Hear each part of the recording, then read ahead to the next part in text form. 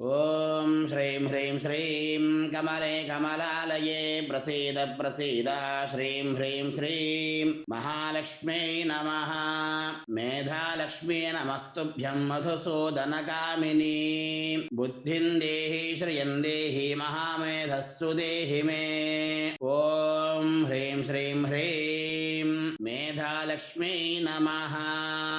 ॐ श्रीं ह्रीं श्रीं कमले कमलालये प्रसीद प्रसीद श्रीं ह्रीं श्रीं महालक्ष्म्यै नमः।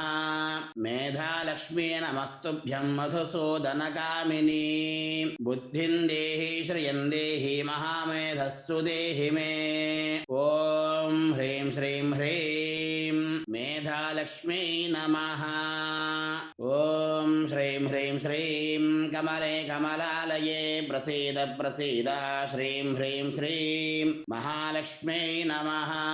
मेधालक्ष्मी नमस्तुभ्यं मधुसूदनकामिनी बुद्धिं देहि श्रियं देहि महामेधस्सु देहि मे।